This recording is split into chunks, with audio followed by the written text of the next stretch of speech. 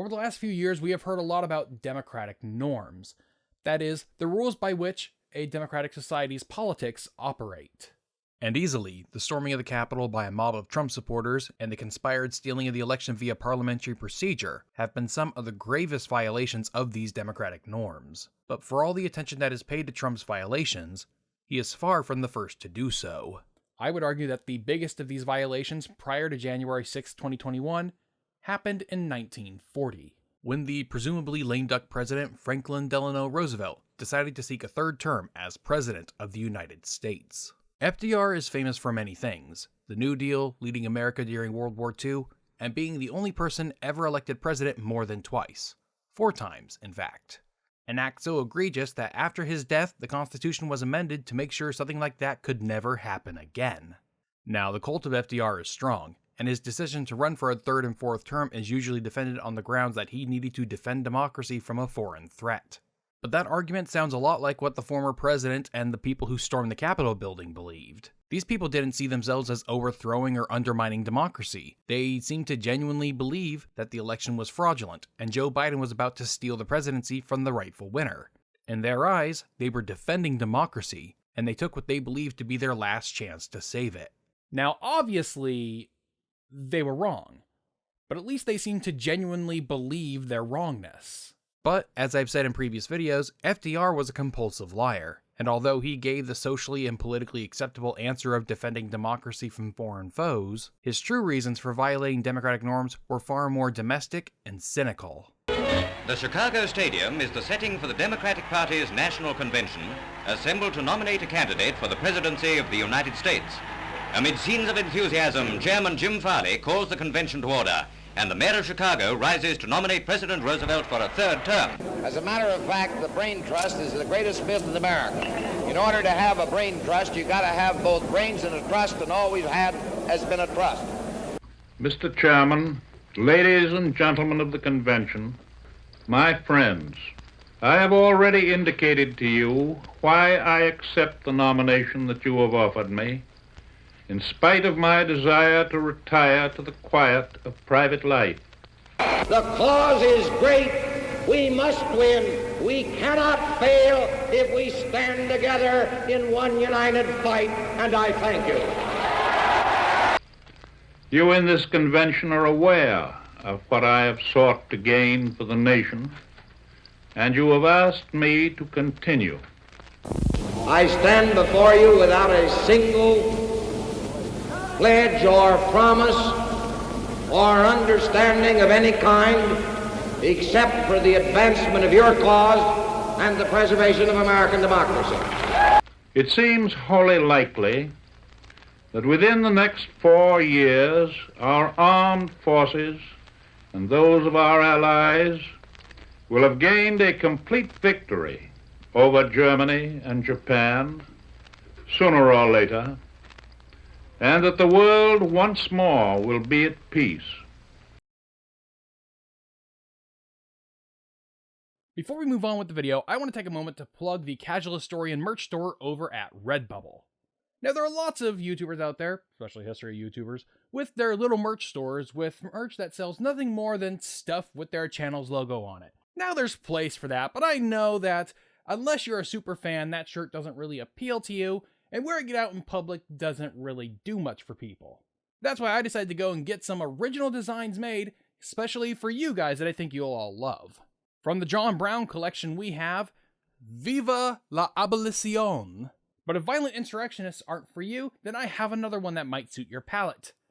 The Justice for Hoover shirt. And you don't have to just get these designs as shirts. You can get them as mugs, notebooks, and other things, as well as an art print like I got here for the Herbert Hoover design. I really like this, and I've been trying to find a place to hang it up in my office, but there's not a lot of wall space. But hopefully you'll be seeing it in videos soon. If you buy one of the t-shirts, I recommend the Tri-Blend. It is so soft, the most comfortable fabric I have ever felt for a t-shirt. It is definitely the one you should get. So if you want to support this channel in style, then check out the Casual Historian merch store over at Redbubble. The more money this channel can make from selling merch means that we are less dependent upon the ad revenue from YouTube or from sponsors. So thank you for supporting my channel in all these many ways, including merch, And now, back to the history. Okay, so before we talk about why FDR chose to run for a third and fourth term, we need to talk about why the two-term precedent existed in the first place. Why exactly was it so important? Well, toward the end of his second term as president, Washington announced that he would not seek re-election in 1796, leaving it a battle between Thomas Jefferson and John Adams. Washington was popular enough that he could have won a third term, and there were those who would have gladly allowed Washington to serve for life. Now, these concerns were definitely on his mind, but the primary reasons were health and finances. Washington was getting up there in age and had a bunch of chronic illnesses. He was also having financial trouble, because being president didn't pay nearly as well in the 1790s as it does today. And in many cases, it cost them more to be president than they would earn, and this was more or less the case until the 1950s. Anyways, this is why Washington decided not to run for a third term. But it takes more than one president doing something to create a democratic norm. What you need is for another president to repeat it. This is where Thomas Jefferson comes in. Since he defeated John Adams after only one term, no one had truly established the Washington precedent yet. But when Jefferson's second term was coming to an end in 1808, he decided not to seek a third term. At the time, Jefferson was popular enough to have won a third term, and more importantly, was healthy enough to have served it out. But he decided not to run again, and to let his Secretary of State, James Madison, take the reins. And like that, the two-term precedent was firmly established, and no politician would attempt to violate it until after the Civil War.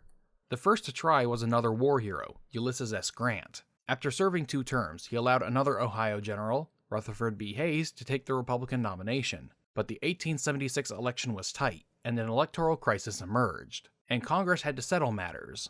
A bargain was struck. In exchange for giving Hayes the presidency, Hayes agreed to withdraw federal troops from the South, thereby ending Reconstruction, and promised not to seek re-election in 1880. This left the Republican Party without an incumbent.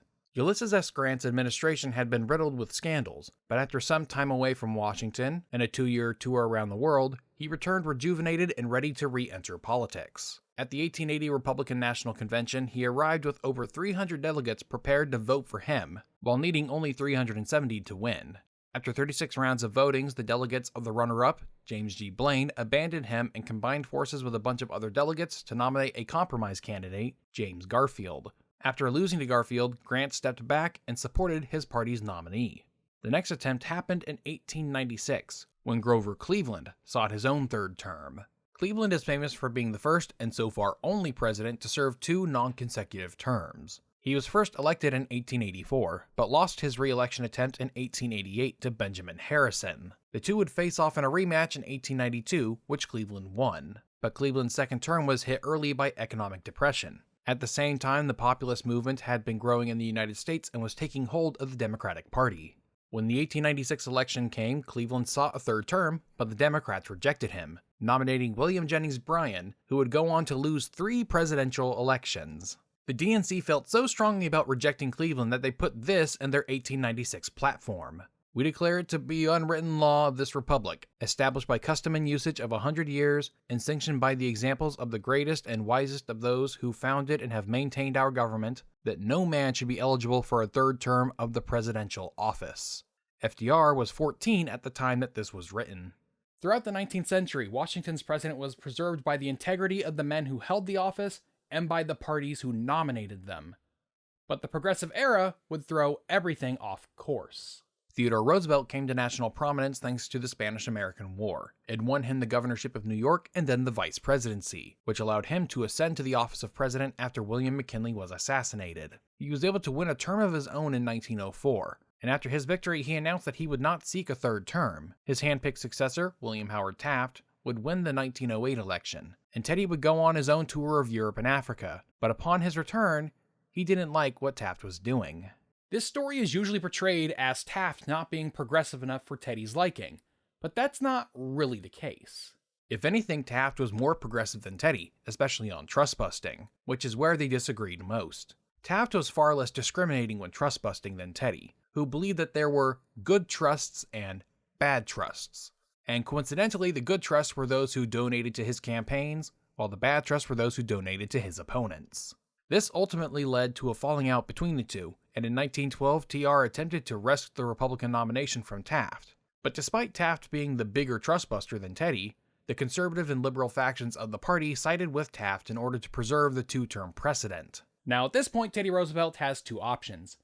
He could either accept the results of the nomination and support the party's nominee, as every past Republican president has, or he could Leroy Jenkins himself into the race and guarantee the Democrats' victory.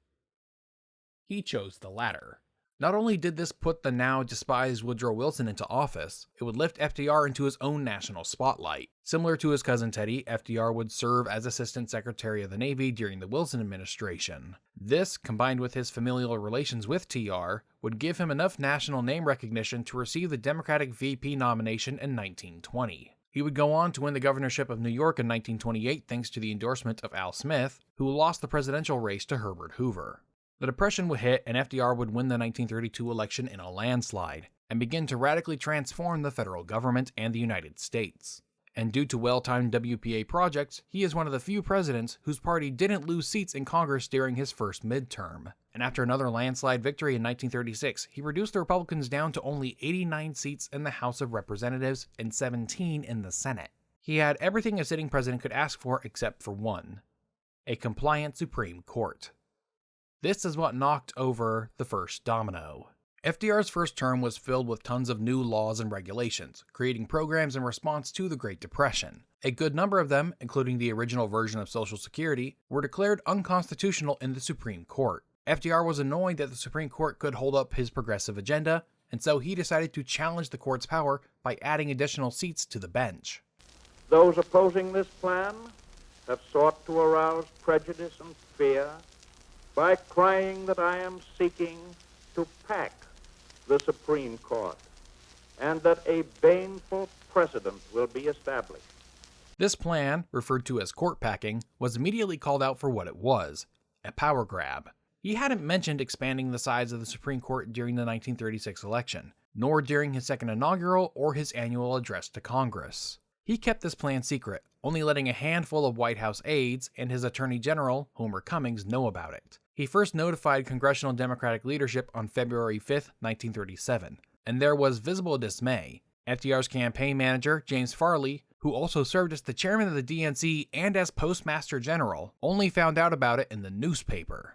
When the bill was read into the Senate by Vice President John Nance Garner, he is said to have visibly held his nose and give it a thumbs-down gesture. This created a rift between the progressives and conservative factions within the Democratic Party. The conservative faction, predominantly Southerners, had not been completely on board with the New Deal, and in order to bring them along, he had to acquiesce to some of their demands, such as letting many federal works programs be controlled by state and local governments, which were then able to exclude blacks from New Deal jobs. FDR also killed several anti-lynching bills that could have been passed with bipartisan support of Republicans and Northern Democrats, but FDR refused to use any of his political capital for it. The court packing scheme also rallied Republican opposition to FDR.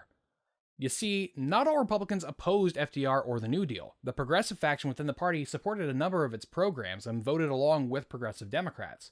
But when FDR tried to pack the court, this turned what few progressive Republicans that were left against FDR, and they united with the Republicans and conservative Democrats against the president.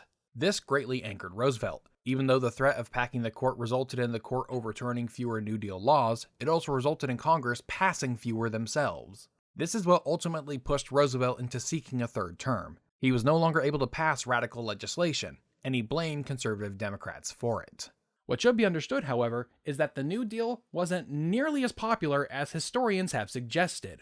In November 1936, after the election, a Gallup poll showed that 50% of respondents wanted FDR to be more conservative in his second term, and 35% wanted him to retain the same level of progressiveness. Only 15% wanted him to become more progressive. When you look at the polling from the time period, you find that FDR was more popular than his policies, and his 1936 campaign reflected this. In his second term, Roosevelt began to lose popularity as his policies began having negative impacts on the economy. The Wagner Act from 1935 made union formation and striking a protected right, which allowed workers to essentially shut down a business and deprive owners of access to their property, which scared not just business owners, but middle-class voters as well. On top of that, there was the recession of 1937 to 38, which drove unemployment numbers back up to 19%. Despite all these signals telling him to pull back, FDR, like TR before, believed that he was more important than democratic norms. So in 1938, FDR formed the Elimination Committee with several of his brain trusters. It was a planned war on the conservative Democrats who opposed him on court packing. The plan was for him and his operatives to get progressive Democrats nominated in the conservatives' place. When news of this plan made its way to the press, numerous outlets referred to it as a purge, implying comparisons to both Kristallnacht in Germany and Stalin's purges going on in the Soviet Union. These purges backfired. Not only did it turn a bunch of people away from the Democrats, but many of the candidates who ended up replacing conservative Democrats ended up losing those seats to Republicans. For the first time since 1928, the Democrats lost seats in Congress. The Republicans gained 80 seats in the House, going from 89 to 169, and in the Senate they gained 8 seats, going from 17 to 25. The Democrats still held sizable majorities in both houses, but with conservative and Southern Democrats now turning on FDR because of the purge, they combined with the Republicans, forming a coalition against further New Deal programs. It's around this time FDR starts getting nervous. He fears that if either the Republicans or a conservative Democrat wins the 1940 election, all his policies will be undone. So he starts looking for a successor within the progressive faction of the party. His first choice was Harry L. Hopkins, who had been working with Roosevelt since he was governor of New York. After FDR entered the White House, Hopkins was first placed in charge of the Federal Emergency Relief Administration, and later the Works Progress Administration. He had never held an elected office, nor cabinet position before, so after the terrible news about the midterms came about, he appointed Hopkins as his Secretary of Commerce in order to get him more public attention. But he had numerous health problems, including stomach cancer. He survived a surgery in 1939, but he was in no shape afterward to run for any office. His second choice was the Assistant Attorney General, Robert H. Jackson.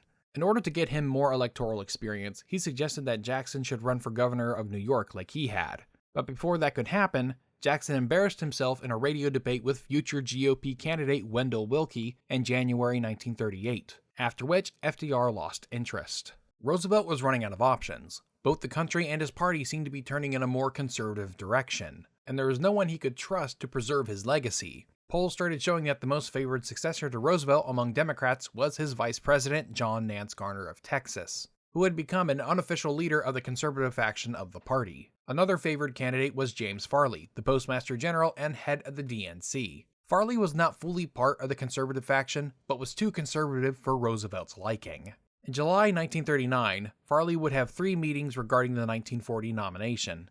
On the 6th, he met with Vice President Garner, and the two discussed how they might stop FDR from winning a third term. They have both come to the realization that despite the declining popularity of New Deal policies and even his party, FDR was still personally popular and could win the nomination and the election if he wanted it. Both claimed that they were not interested in seeking the office, but planned to run in hopes of taking away enough support from FDR at the convention to prevent his nomination. On July 12th, Farley met with Cardinal George William Mundelein of Chicago. Farley was a Catholic, and FDR, citing the failure of Al Smith, believed that a Catholic couldn't win a national election. FDR had met with Farley back in 1938 and encouraged him to run for governor of New York to gain electoral experience. But he did so around the same time he had told Robert Jackson. As it turns out, FDR had asked the cardinal to talk to Farley out of running for president. Mundelein told Farley about how much good Roosevelt was doing for the country, and that his talents would serve better elsewhere. But FDR had been showing more and more disrespect to Farley and others who had helped him get elected, and he didn't like his attempted purge of the conservative Democrats. Farley believed that Roosevelt needed to be taken down a peg or two. His last July meeting was with FDR himself on the 23rd at Hyde Park. There, Roosevelt dismissed Garner as a winnable candidate, but told Farley, "Of course I will not run for a third term. Now, I don't want you to pass this on to anyone, because it would make my role difficult if the decision were known prematurely. What this meant was if people knew I wasn't running for another term, my already deplenished strength in Congress would shrink even further." The question of FDR running for a third term had been buzzing around since 1937. Journalists would frequently ask him whether or not he was running, and he would either laugh it off or dodge the question. The reason he was being asked this was a more recently set precedent. Beginning with TR, after a president won a second term, they shortly after announced that they wouldn't seek a third term. But FDR hadn't done this yet. The only people he ever told he wasn't going to run were in private. But the concern was strong enough that in 1937, 4 bills were introduced in the House to limit the number of terms a president could serve, but none of them left their committees. So the question of whether Roosevelt would run for a third term had been in the air. In his meeting with Farley, FDR said, "I don't want to campaign for a losing ticket." When asked what kind of candidate Roosevelt wanted, he said, "Someone who is sympathetic to my administration and who will continue my policies." FDR wasn't talking about foreign affairs, which even before the war was beginning to take up more headlines. FDR's focus was on his political legacy and permanently shifting the balance of power within the Democratic Party toward the progressive faction. Evidence of this came earlier in 1938. In a letter he wrote to former Navy Secretary Josephus Daniels, FDR claimed that a conservative Democratic ticket couldn't win without his support, and that he would not support any conservative Democrat. FDR wanted his legacy to be permanent changes to the federal government and to the Democratic Party. He believed that his legacy was more important than the democratic norms of American political tradition. But I'm sure some of you are thinking, what's the big deal? I like the New Deal, he won World War II, and no one else will ever be able to do it again. And if you're a fan of social democracy or a part of the cult of Roosevelt, then all of that doesn't sound too bad. But here's the thing. All of that was going to happen regardless of whether Roosevelt ran or not. Let's start with the big one, World War II. Similar to 9/11, whoever was in office on December 7th, 1941, was going to respond the same way. It's not like Wilkie, Garner, or Farley would have allowed an attack by a foreign power to go unpunished. In fact, in the 1940 election, Wilkie criticized the Roosevelt administration for wasting money on all of his failed New Deal policies that could have been spent on modernizing and building up the U.S. military. Every thinking, patriotic American favors this country building up its national defenses at once. That job has been delayed far too long by the experimenters in Washington. No one today disputes the need for a powerful Army, Navy, and Air Force for our national defense. For these taxes are willingly paid. But our money has not been spent during the last 7 years for national defense. Not only that, but the biggest pieces of the New Deal would have remained intact. Because I am a businessman, of which incidentally I am very proud and was formerly connected with a large company, the doctrinaires of the opposition have attempted to picture me as an opponent of liberalism.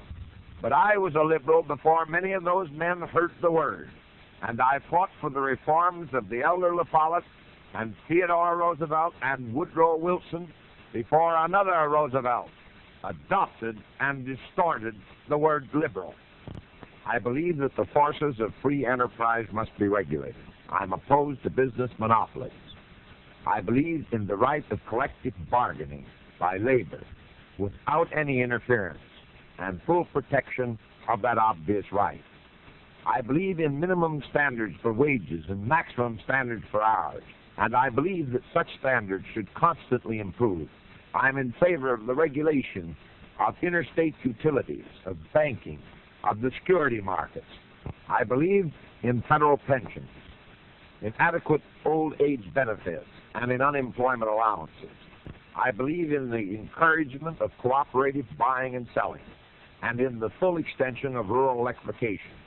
And I believe that the federal government owes a very strong obligation to preserve our natural resources.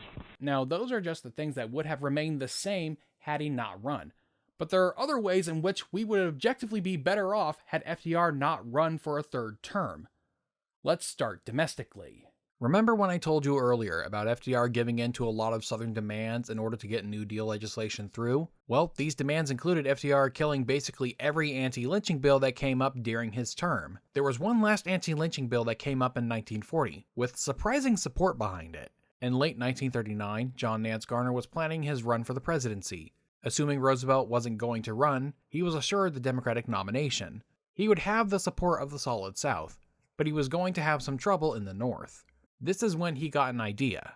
Although blacks had been discriminated against in the South for New Deal jobs, this wasn't the case in the North. Garner believed that he could secure a victory if he could siphon enough black votes in the North away from Republicans. So he began working with a pair of congressmen, Senator Hamilton Fish and Representative Joseph Gavigan.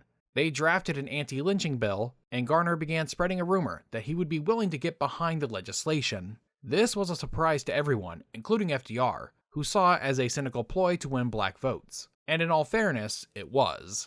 I had Garner, Barkley, and Rayburn in this morning for a conference on the anti-lynching bill, and you'll never guess what Jack said. Very seriously, he said that he had given considerable thought to the legislation, and that he felt that the colored vote in the border states and in the northern cities was such that he thought the legislation had to be passed. Don't you love it? Jack has done a complete about-face on it now that he's out looking for votes. Don't mention it to a soul, though. Regardless of the sincerity of his support, he actually met with the Senate Majority Leader, Alvin Barkley, and the Speaker of the House, Sam Rayburn, both Southern Democrats, in order to discuss bringing the bill for an actual vote.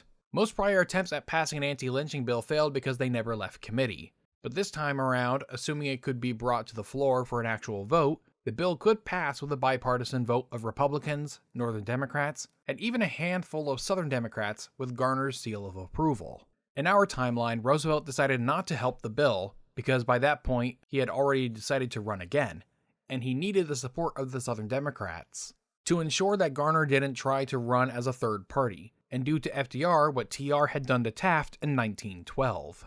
During the 1940 election, Wendell Willkie had publicly promised to pass and sign an anti-lynching bill, winning the support and endorsement of prominent African Americans such as Joe Louis, the famous boxer who beat Max Schmeling, representing Nazi Germany. So had Roosevelt not run in 1940, we would have gotten an anti-lynching bill in either 1940 or 1941.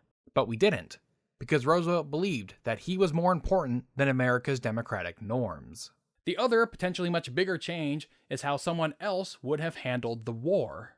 The US and the Allies were going to win the war no matter who was in office, but there are particular mistakes made by FDR that Willkie, Garner, or Farley would not have made, namely, trusting Stalin and the Soviets. Throughout the 20th century, the progressive left in America has always been too naive or trusting of communist dictatorships, and this was especially the case in the 1930s.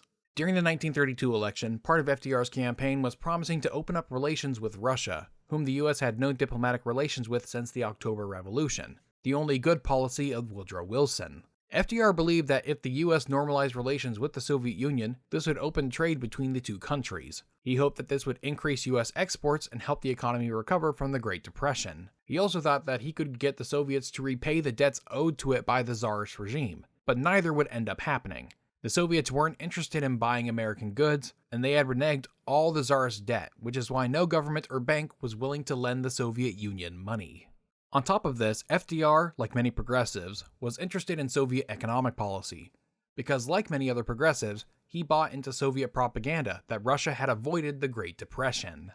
In order to explore these policies further, FDR invited the Pulitzer Prize-winning journalist of the New York Times, Walter Duranty, to the White House to explain the Soviet system. However, these policies were causing a famine in Ukraine, and Duranty was part of an international cover-up by the Soviet government and Western journalists. And Walter Duranty's reports from Russia were basically Soviet-approved propaganda.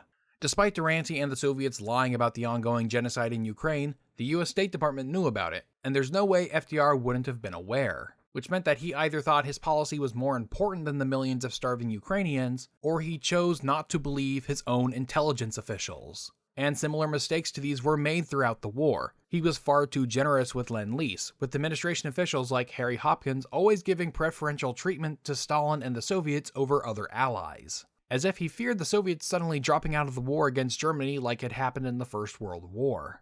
Even more important, however, was Soviet infiltration of the federal government. The OSS, the State Department, and even the Manhattan Project were all infiltrated by Soviet spies. And they did more than just steal weapons technology or secret intelligence. They impacted on-the-ground policy. During the war, the OSS was very active in China, aiding the nationalists and the communists against the Japanese. Under Roosevelt, many of the OSS agents working in China, known as the China Handlers, were recruited from a scholarly journal called Amerasia. I'm planning a whole video about this in the future, but the short version is that all of the handlers recruited from Amerasia turned out to be Soviet agents. And when on the ground in China, they delivered false information to the OSS and the State Department. They claimed that Mao and the communists were doing all the fighting in China while the nationalists were holding back in order to preserve their strength for the inevitable restart of the Civil War. These reports resulted in the OSS delivering fewer resources to the nationalists. The reality, however, was exactly the opposite. What was actually happening on the ground was the nationalists were doing most of the fighting, and when the Japanese retreated from an area, Chiang Kai-shek and the nationalists pursued them. After both the nationalists and the Japanese had left, the communists would waltz in and take over. These false reports weakened the Chinese nationalists, which eventually resulted in Mao's takeover of China, and all the horrors that would follow. The loyalty of these agents was uncovered in an incident called the Amerasia Affair, in which the journal Amerasia published an article that was almost identical to a classified report written for the OSS in 1944. This very real and very consequential decision resulted in the communist takeover of China and sparked the Second Red Scare and McCarthyism.